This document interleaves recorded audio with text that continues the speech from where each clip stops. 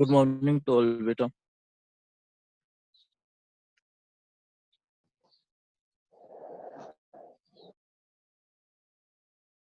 Time हमने बेटा exercise 8.2 की थी और 8.2 के अंदर हमने प्रोपोर्शन कंप्लीट कर दिया था। प्रोपोर्शन के ऊपर बेस्ड क्वेश्चन थे 8.2 में, वो हमने कंप्लीट कर दिए थे। कोई दिक्कत हो तो बता देना। आज हम 8.3 स्टार्ट करेंगे और 8.3 में हमारे पास दिया हुआ है यूनिटरी मेथड। 8.3 यूनिटी मेथड बिल्कुल एक सिंपल सा मेथड हमारे पास है बेटा। हमने बहुत टाइम्स पढ़ा भी है ये, लेकिन इसका नाम भी पढ़ा है, लेकिन इतना ध्यान नहीं देते हम इस मेथड का। बाकी बिल्कुल सिंपल मेथड है। कहता है in the method in which we find the value of 1 unit first. कहता है ये वो मेथड है जिसमें हम सबसे पहले 1 यूनिट की वैल्यू निकालते हैं। कुछ भी हमें वैल्यू दे दी है कि मान लो 5 kg एप्पल्स इतने रुपए के हैं, 10 बुक्स इतने रुपए की हैं, तो उसमें कहता हम 1 यूनिट की वैल्यू निकालेंगे कि 1 बुक कितने रुपए की है, 1 kg एप्पल कितने रुपए के हैं, 1 लीटर मिल्क कितने रुपए का है। हमेशा यूनिटरी का मतलब होता है बेटा 1, तो हम उसकी 1 यूनिट की वैल्यू निकालेंगे कि 1 यूनिट की वैल्यू कितनी आई। And then the value of the required number. उसके बाद कहता है जिस नंबर की हमें वैल्यू चाहिए उतनी हम निकाल सकते हैं। हमें ये पता लग गया 1 लीटर मिल्क हमारे पास इतने रुपए का आता है, उसके बाद चाहे कितने लीटर मिल्क हमसे पूछ ले हम निकाल देंगे। 2 लीटर, 5 लीटर, 7 लीटर, 7.2 लीटर, उतने से ही क्या करवा देंगे, मल्टीप्लाई करवा देंगे। इसी को बोलते हैं यूनिटरी मेथड। पहले हम 1 यूनिट की वैल्यू निकालते हैं कि उसकी 1 यूनिट की वैल्यू क्या होगी किसी भी क्वांटिटी की। कोई भी क्वांटिटी हो सकती है बेटा हमारे पास। जब हम कोई भी सामान खरीदते हैं तो वो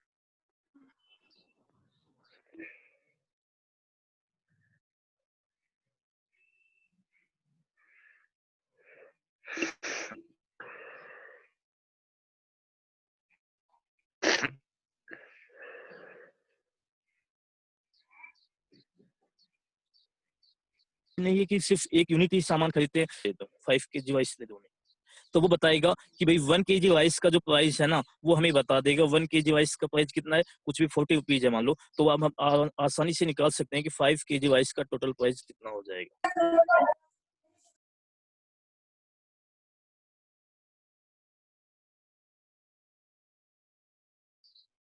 1 kg का 40 है तो 5 kg का क्वेश्चन में करना है। हमेशा 1 यूनिट की हमसे चाहे जो भी वैल्यू निकलवा ले हम निकाल देंगे।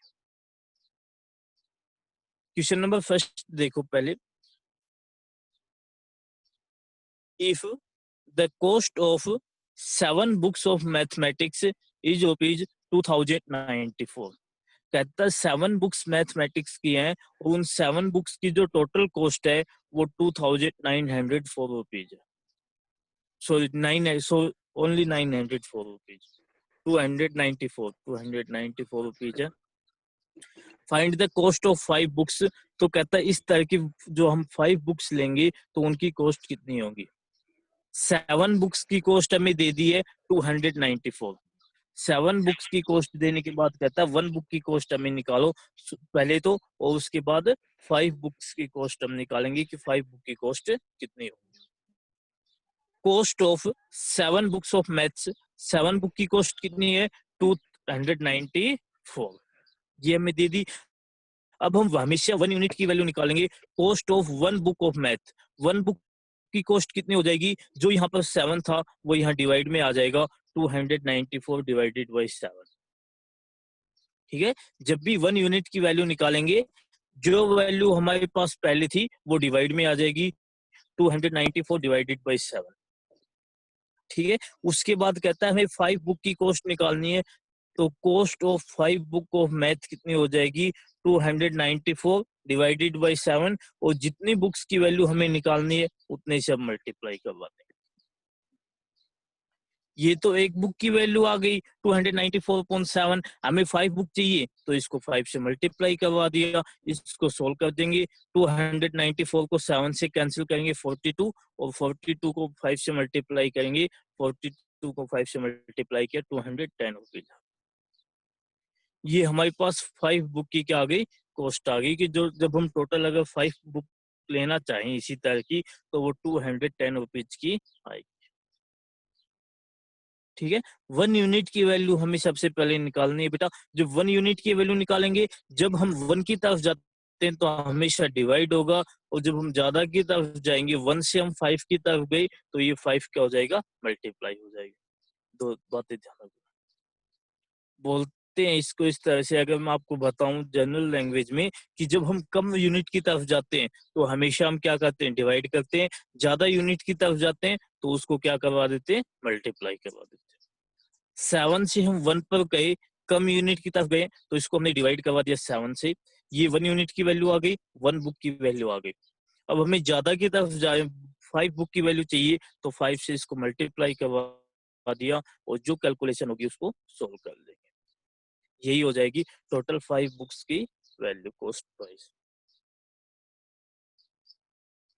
सेकेंड वाले क्वेश्चन में कहता है सुमन अर्न्स रुपीज 1500 इन 10 डेज। कहता है सुमन जो है वो 10 डेज में टोटल इतने रुपए क्या करती, अर्न करती, इतने रुपए कमाती है, 1500। How much will how much will see earn in 30 days. तो कहता है 30 डेज में वो टोटल कितने पैसे कमाएगी, कितने रुपए अर्न करेगी। 10 डेज का हमें दिया हुआ है कि 10 डेज में वो टोटल इतने रुपए अर्न करती है, 1500। और 30 डेज का हमसे पूछा गया है कि टोटल 30 डेज में वो कितने पैसे अर्न करेगी। क्या करेंगी, अमाउंट अर्न्स बाय सुमन इन 10 डेज। सबसे पहले हम वो अमाउंट लिखेंगे जो सुमन 10 डेज में अर्न करती है। कितनी अमाउंट है वो, 1500 रुपीज। ठीक है, 10 डेज का हमें पता लग गया। उसके बाद हम 1 डे का निकालेंगे कि 1 डे में जो है ना वो सुमन कितना रुपए अर्न करेगी। तो amount earn by Suman in 1 day, जब भी 1 की तरफ जाएंगे डिवाइड हो जाएगा, 1500 डिवाइडेड बाय 10। इसको चाहो तो यहीं पर डिवाइड कर दो, यहीं पर डिवाइड नहीं करना चाहो तो इसको एज इट इज रहने दो, बाद में कैंसिल कर देना। ठीक है, ये 1 डे की आ गई कि जो उसकी 1 डे की टोटल इनकम है ना, 1 डे की इनकम 1500 अपॉन 10, या फिर हम बोल सकते हैं 150 रुपीज। ठीक है, 1 डे की हमारे पास आ गई। 1 डे की अमाउंट, उसकी 1 डे की इनकम आने के बाद हमसे चाहे वो जितने भी दिन की निकलवा ले, हम उसी से मल्टीप्लाई करवा देंगे। इसने हमसे कहा 30 डेज की बताओ, उसकी टोटल इनकम 30 डेज में कितनी होंगी। तो अमाउंट अर्न्स बाय सुमन इन 30 डेज, 30 डेज में कितना हो जाएगा, 1500 अपॉन 10 मल्टीप्लाई कर दिया हमने 30 से। इसको कैंसिल कर देंगे, 10 से 10 कैंसिल हो गया, बाकी क्या बच गया, 1500 मल्टीप्लाई 3, ये 4500 आ जाएगा। ये उसकी टोटल इनकम आ जाएगी 30 डेज की। 10 डेज की उसकी टोटल इनकम दी हुई थी, हमने 1 डे की निकाली, तो 1 डे के लिए 10 डे वाले से डिवाइड करवा दिया। अब हमें 30 डे की निकालनी है, तो 30 से इसको मल्टीप्लाई करवा दिया। ठीक है, ये जो डिवाइड करवाते हैं बेटा, ये किस तरह से करवाते हैं, आप इस तरह से समझो। मान लो आप 2 नोटबुक लेकर आए, 2 नोटबुक आपकी 50 रुपीज की आ गई। मान लो 2 नोटबुक आप लेने गए, 2 नोटबुक की कीमत आपको 50 रुपए की मिली। आपको अगर कोई पूछे कि एक नोटबुक की कीमत कितनी हुई, अगर आपसे मान लो घर पे आके आपसे कोई पूछे कि 2 नोटबुक तो 50 रुपए की हो गई, लेकिन एक नोटबुक की कीमत कितने रुपए की है, तो आप वैसे तो नॉर्मल बता देते हो कि 25 की हुई, 25 प्लस 2500। लेकिन जब इसको इस मेथड के हिसाब से देखें, तो देखो 2 नोटबुक की कीमत है 50 रुपीज की, तो 1 नोटबुक की कीमत कितनी आएगी, 50 को 2 से डिवाइड करेंगे तब आती है वो 25 रुपीज। ठीक है, 2 नोटबुक 50 की, तो 1 नोटबुक कितने की हो जाएगी, जितनी नोटबुक हमारे पास थी उतने से डिवाइड करवा देंगे, 50 upon 2, total amount divided by total quantity. ठीक है, 50 अपॉन 2 और 50 अपॉन 2 क्या हो जाएगा, 25। बेटा कोई दिक्कत नहीं है तो माइक बंद कर लो अपना, कोई दिक्कत है तो बताओ माइक बंद करके।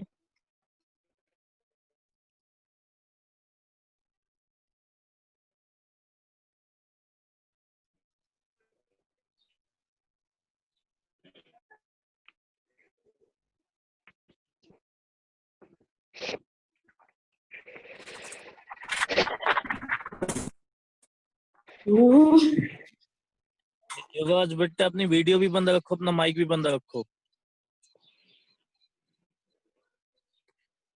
ऑनलाइन क्लास में वीडियो ऑन करने की आवश्यकता नहीं है बेटा। कोई दिक्कत होती है तो अभी अपना माइक ऑन किया करो, माइक ऑन करके बता दिया करो।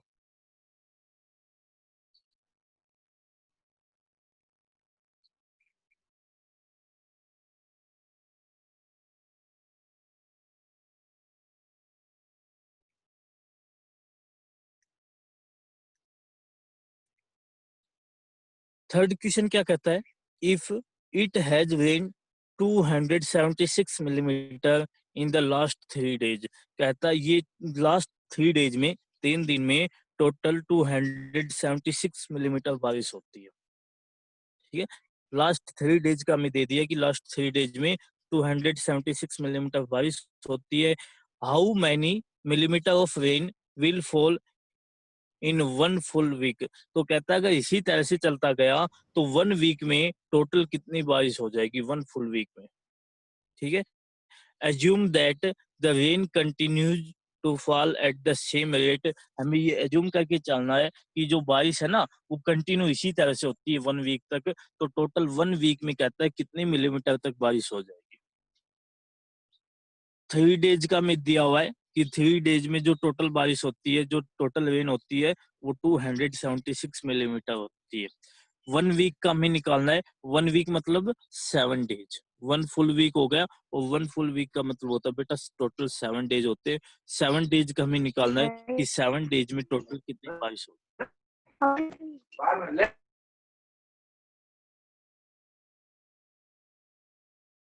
अपना माइक बंद रखो।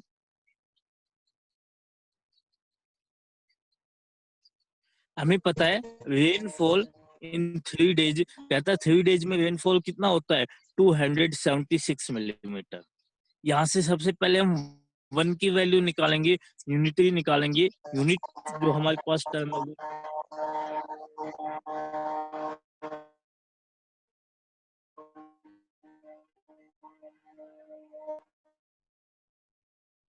यूनिट की वैल्यू हम निकालेंगे रेनफॉल इन 1 डे।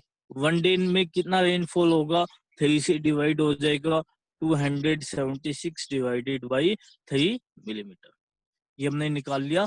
3 डेज की रेनफॉल हमें दे रखी थी 276।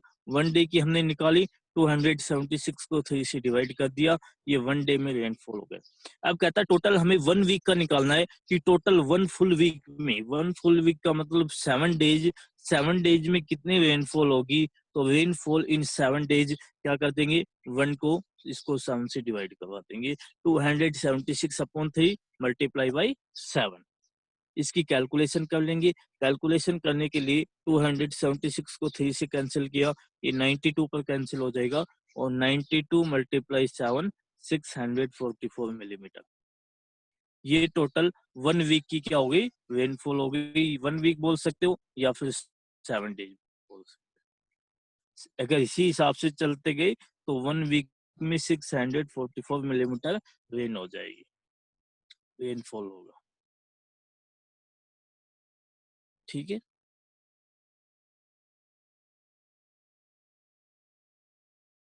फोर्थ क्वेश्चन में कहता है the cost of 5 kg of wheat, the cost of 5 kg of wheat is ₹30.50। कहता जो हमारे पास 5 kg व्हीट है, 5 किलो गेहूं है, उनका हमें कॉस्ट दे दिया, उसकी कॉस्ट प्राइस हमें दे दी है कि उसकी कॉस्ट प्राइस ₹30.50 है 5 kg व्हीट की। उसके बाद इसके बाद इसने 2 पॉइंट्स बना दिए।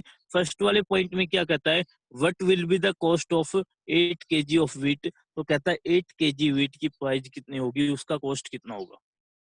5 kg व्हीट की कॉस्ट हमें दे रखी है कि जो कॉस्ट ऑफ 5 kg व्हीट है वो 30.50 है, और हमसे 8 kg का पूछा है कि अगर हमें 8 kg व्हीट लेना हो तो 8 kg का कॉस्ट कितना हो जाएगा। ठीक है, देखो cost of 5 of weight, 5 kg weight का कॉस्ट कितना हो गया 30.50। 1 की वेट की अगर कॉस्ट निकालनी हो तो क्या कर देंगे, डिवाइड कर देंगे। Cost of 1 kg of weight कितना हो जाएगा 30.50 अपॉन 5 रुपीज। ठीक है, हमें टोटल 8 केजी वीट की कॉस्ट निकालनी है, तो cost of 8 KG of wheat क्या करेंगे, 30.50 अपॉन 5 8 मल्टीप्लाई करवा देंगे, इसको हमने 8 से मल्टीप्लाई करवा दिया। इसकी कैलकुलेशन को सिंप्लीफाई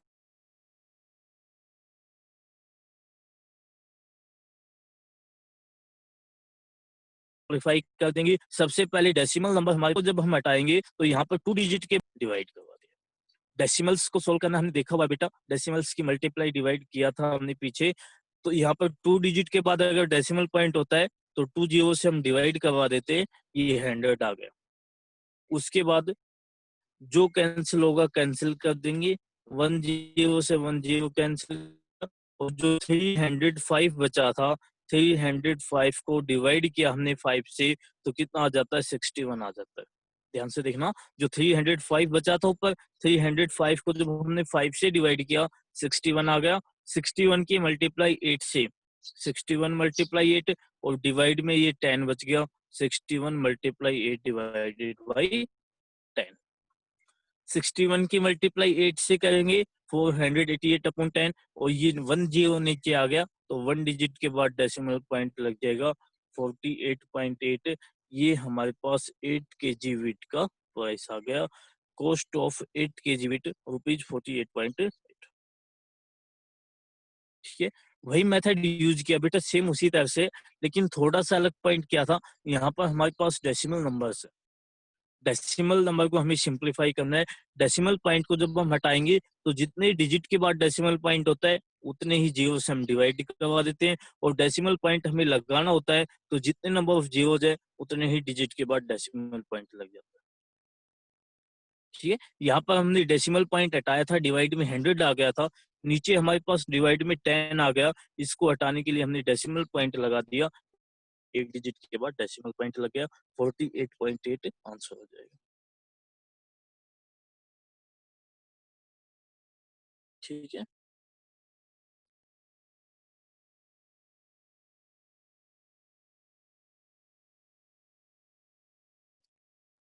इसी का सेकंड पॉइंट है बेटा, इसी क्वेश्चन में सेकंड पॉइंट बना के दे दिया।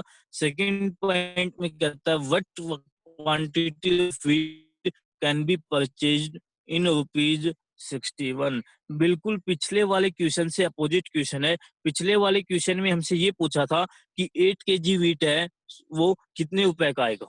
8 केजी व्हीट हमसे पूछा था कितने रुपए का आएगा। इस वाले क्वेश्चन में कहता है कि हम 61 रुपए में हम कितना व्हीट खरीद सकते हैं, कितना गेहूं हम खरीद सकते हैं। यहाँ पर हमें क्या दे दिया था, व्हीट की क्वांटिटी दे दी थी, और हमसे रुपए पूछे थे कि रुपए कितने होंगे। यहाँ पर हमसे देखो रुपए दे दिए 61, और हमें क्वांटिटी पूछी है कि व्हीट की क्वांटिटी कितनी होगी, कितने किलो गेहूं आ सकते हैं इसमें, ये हमसे पूछे। ठीक है, तो इसको सिंप्लीफाई करने के लिए किस तरह से देख करेंगे, quantity of wheat purchased in rupees 30.50 is equal to 5 kg. हमें पता है कि जब हमारे पास 30.50 रुपए होते हैं तो हम उसमें 5 केजी गेहूं खरीद सकते हैं। ये हमें स्टार्टिंग में दिया हुआ था कि cost of 5 KG of wheat rupees 30.50। ठीक है, तो 30.50 में हम कितना गेहूं खरीद सकते हैं, 5 केजी। 1 रुपए का निकाल लेंगे कि 1 रुपए में हम कितना गेहूं खरीद सकते हैं। 30.50 को हम क्या ले आएंगे, नीचे डिवाइड में ले आएंगे। Quantity of wheat purchased in rupees 1 रुपए के लिए क्या किया, जो भी क्वांटिटी थी उसको डिवाइड में ले आए, 5 अपॉन 30.50। हमें टोटल 61 रुपए की निकालना है कि 61 रुपए में हम क्या व्हीट खरीद सकते हैं, तो इसको 61 से मल्टीप्लाई करवा देंगे, 5 अपॉन 30.50 मल्टीप्लाई 61। ठीक है, सेम उसी तरह से इसके डेसिमल्स को सिंप्लीफाई करेंगे। यहाँ पर देखो 2 डिजिट के बाद डेसिमल पॉइंट है, तो मल्टीप्लाई में क्या हो जाएगा, 2 जीरो आ जाएंगे, 100 आ जाएगा, और जो कैलकुलेशन होगी उसको करेंगे, 1 जीरो से 1 जीरो कैंसिल हो जाएगी। 61 को हमें डिवाइड करना है 61 से 305 को, तो ये 5 पर कैंसिल हो जाएगा। 61 से जब 305 को डिवाइड करेंगे, कैंसिल करेंगे, तो ये 5 पर कैंसिल हो जाएगा, और देखो एक 5 ऊपर है, एक 5 नीचे, ये 5 से 5 कैंसिल हो गया, कितना बच गया, ओनली 10 केजी और यही हमारे पास आंसर हो जाएगा 61 रुपीज में हम 10 केजी वेट खरीद सकते हैं। ठीक है, क्वेश्चन किसी तरह से भी आ सकता है बेटा, पिछले वाले क्वेश्चन में भी दोनों तरफ से क्वेश्चन बन सकता है, तो हमें दोनों तरफ से पता होना चाहिए। ठीक है, वो ये भी पूछ सकता है कि इतने रुपए में हम कितना गेहूं खरीद सकते हैं, वो ये भी पूछ सकता है कितने गेहूं खरीदने के लिए हमें कितने रुपए लगेंगे। पिछले वाले क्वेश्चंस में भी बना सकते हैं कि जैसे यहाँ पर हमसे पूछा था कि 1 वीक में टोटल कितनी रेनफॉल होगी, ये हमसे पूछा था कि 1 वीक में कितना रेनफॉल होगा। इसका बिल्कुल अपोजिट वो दे सकता है, टोटल रेनफॉल हमें दे दी कि इतनी जो रेनफॉल होगी वो कितने डेज में होगी। तो उसके लिए हम बिल्कुल अपोजिट चलेंगे कि 3 डेज में कितनी 276 मिलीमीटर है, वो 3 डेज में 1 मिलीमीटर 3 अपॉन 276, और जितनी हमसे पूछो उतनी की मल्टीप्लाई करो। 276 मिलीमीटर का हमें पता है, वो 1 मिलीमीटर का निकाल देंगे 3 अपॉन 276, और फिर जितनी हमें मिलीमीटर की पूछे उसी से मल्टीप्लाई करवा देंगे, उतनी डेज आ जाएंगे। इन क्वेश्चंस में भी अपोजिट तरीके से पूछ सकता है बेटा, दोनों तरह से आपको तैयार करके चलना है। आपको रेनफॉल दे दी, रेनफॉल दे दी, आपको डेज पूछ लिए, डेज देकर आपको रेनफॉल पूछ ली, दोनों तरह से आपको सिंप्लीफाई करना आना चाहिए।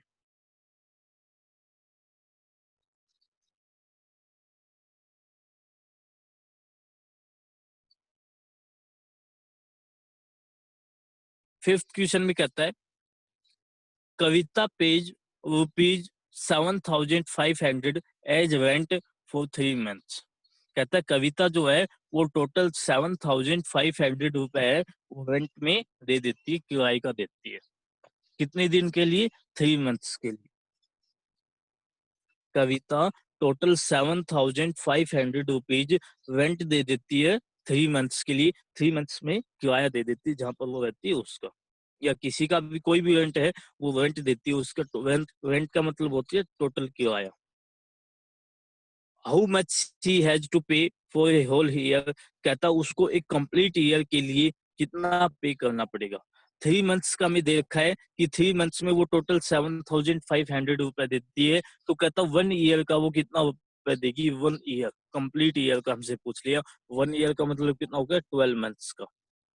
3 मंथ्स का हमें दे रखा है, 12 मंथ्स का हमें निकालना है कि 12 मंथ्स में कितने रुपए होंगे। If the rent per month remains same, कहता जो रेंट है ना वो हमेशा सेम रहेगा। 3 मंथ्स का में दिया हुआ है रेंट फॉर 3 मंथ्स। 3 मंथ्स के लिए कितना रेंट है? 7,500।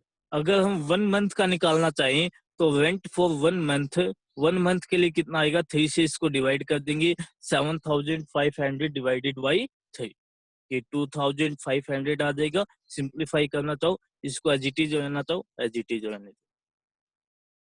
उसके बाद कहता है हमें 1 ईयर का निकालना है। 1 ईयर मतलब कितने हो गए? 12 मंथ्स हो गए। तो रेंट फॉर 12 मंथ्स, 12 मंथ्स के लिए निकालने तो 12 से इसको मल्टीप्लाई करवा देंगे, 7,500 अपॉन 3, ये तो 1 मंथ्स का है। 12 मंथ्स के लिए 12 से मल्टीप्लाई, मल्टीप्लाई बाय 12।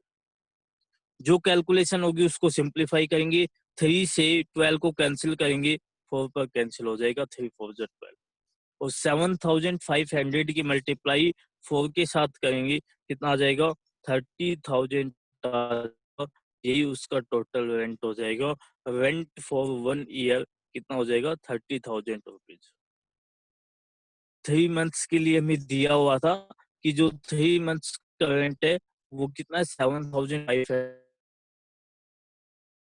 1 ईयर का, 1 ईयर मतलब 12 मंथ्स का। सबसे पहले हम 1 मंथ का निकालेंगे।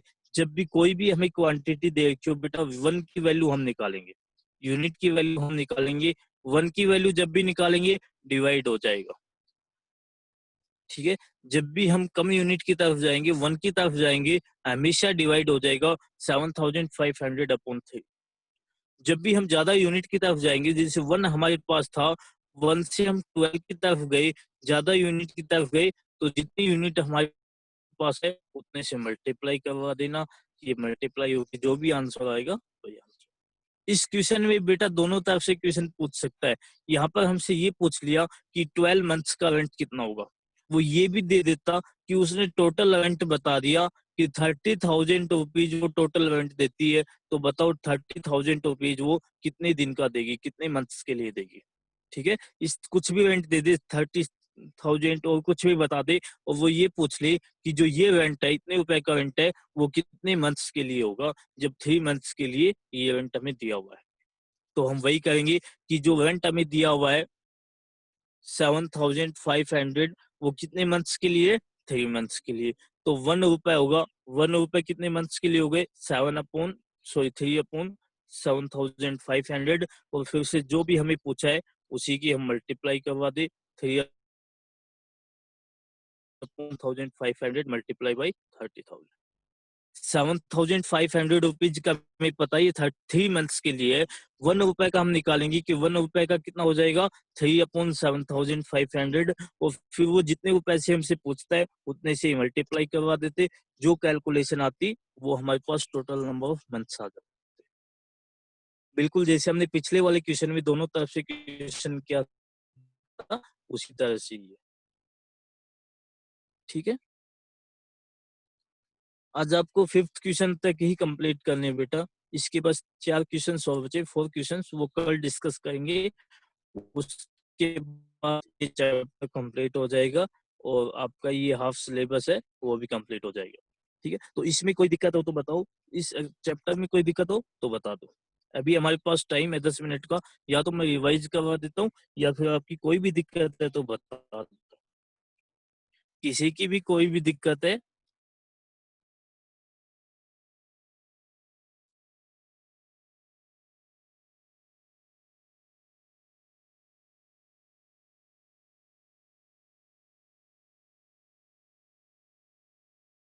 किसी भी बच्चे की कोई भी दिक्कत है बेटा पूछ सकते हो। आज वाले होमवर्क में, कल में किसी में भी पीछे 8 चैप्टर का मेनली पीछे की हो तो फिर भी चलो पीछे की भी करवा देंगे, किसी की कोई दिक्कत नहीं है।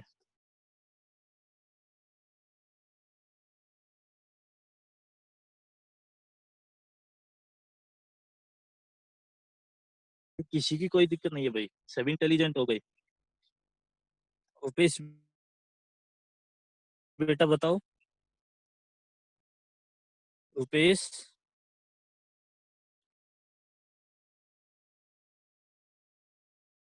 ललित वर्मा बेटा अपना वीडियो बंद रखो।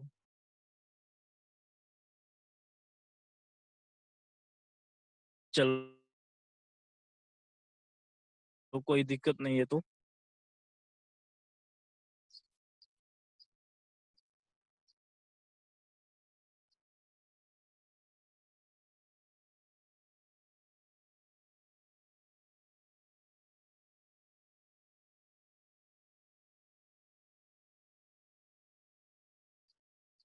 एक तो बेटा आपका जो यूनिट टेस्ट में आपको बेटा मैंने बहुत बार बताया हुआ है, अपना नेम रोल नंबर ऐसे है जो अभी नहीं लिखते, और उनके बहुत साल के तो नाम जो है वो भी बहुत कॉमन है।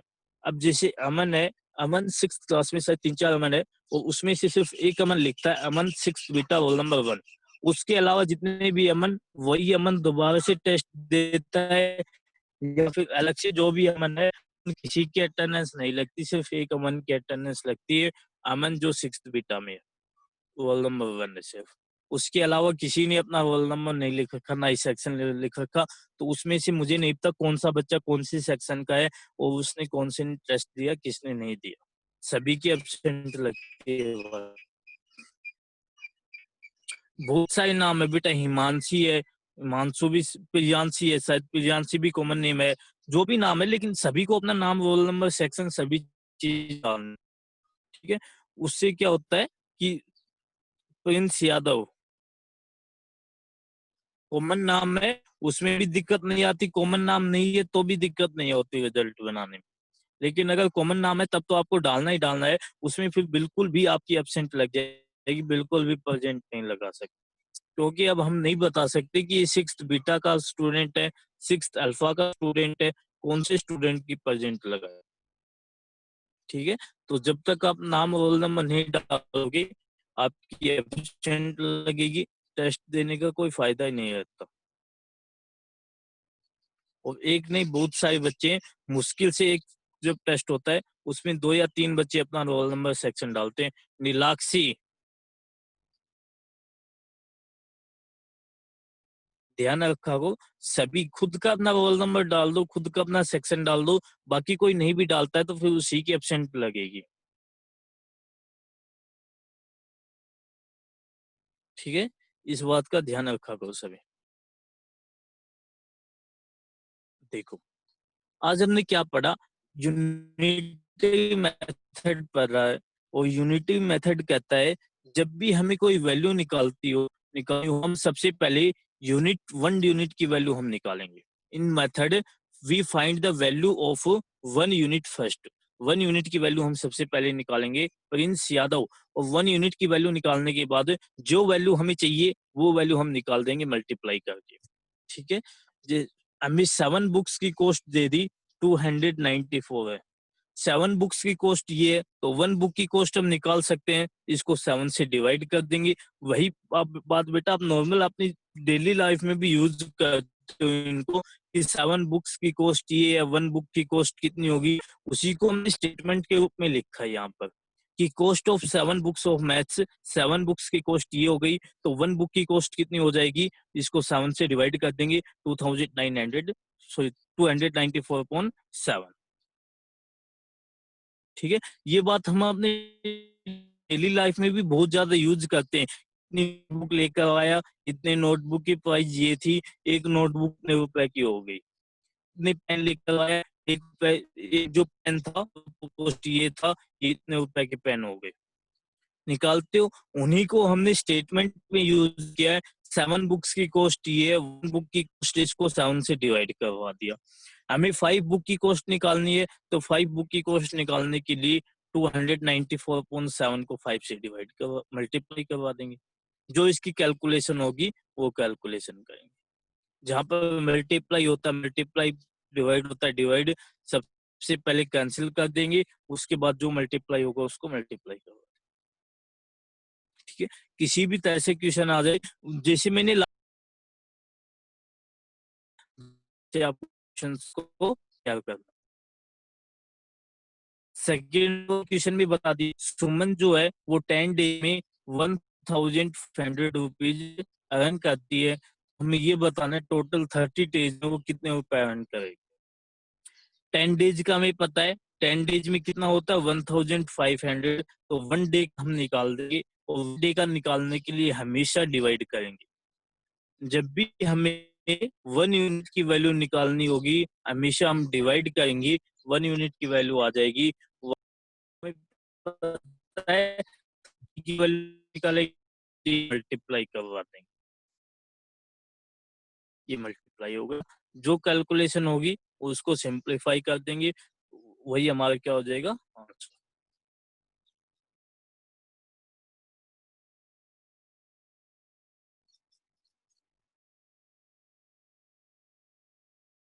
ठीक है बेटा, लगभग सभी क्वेश्चन इसी तरह से। इनमें कोई दिक्कत है तो बता दो, वरना फिर कोई बात नहीं, 1-2 मिनट से आप वेस्ट कर लेना इतने टाइम तो। 3 डेज की हमें दे दिए, 3 डेज में टोटल रेनफॉल इतना होता है। 7 डेज का हमें निकालना है। 7 डेज के लिए सबसे पहले 1 डे का निकाला, 3 डे का कितना है 276 मिलीमीटर। 1 डे में कितना रेनफॉल होगा, इसको 3 से डिवाइड कर देंगे, 276 डिवाइडेड बाई 3। 1 डे का हमारे पास आ गया, उसके बाद चाहे जितने भी दिन का हमसे निकलवा ले, 7 डेज का हमसे पूछे तो 7 से इसको मल्टीप्लाई करो, वही हमारे पास टोटल 7 डेज का रेनफॉल हो जाएगा। ठीक है? कोई दिक्कत है तो बताओ बेटा इसमें फिर, नहीं तो कोई बात नहीं, 1-2 मिनट रेस्ट कर लेना इसमें। किसी को कोई दिक्कत नहीं है? पीछे की कोई दिक्कत हो तो अभी बता सकते हो, पीछे की कोई भी दिक्कत है? यांशी बेटा अपनी वीडियो बंद रखो, कोई दिक्कत नहीं है। चलो ठीक है बेटा, यहाँ तक इसको सोल्व कर लेना, इसको कंप्लीट कर देना। ठीक है? ओके।